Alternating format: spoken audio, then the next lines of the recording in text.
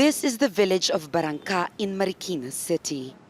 It only took Typhoon Vamco a few hours to submerge more than half of the communities here. People tell us they were forced to evacuate when the river's water level rose 18 meters.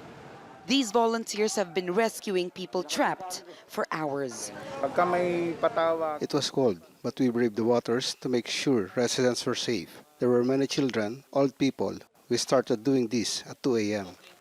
Bringing in food and much needed aid is difficult.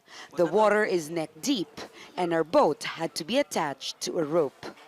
A community that is only accessible by this boat. We have to hold tight and stay close to the walls because the current is still quite strong. It's a very, very difficult situation, not just for civilians, but for rescuers. Across the region of Luzon, many provinces have been devastated too. Vamco brought winds and rains of up to 170 kilometers an hour, cutting power to millions and leaving others stranded. In evacuation centers, officials do their best to implement social distancing. Women, the young and the old, are now forced to take shelter in places like this one. The water started to go up very quickly, so we ran out and asked for help. We've lost our personal belongings, now submerged in waters.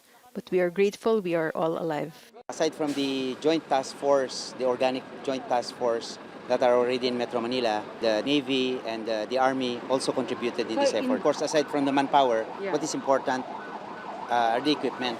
Vamco is the third typhoon to hit the Philippines in less than 3 weeks. The country is still reeling from the impact of Typhoon Goni in the Bicol region, which left thousands of people homeless. Government resources are stretched as the country is also still suffering from the economic impact of the coronavirus pandemic.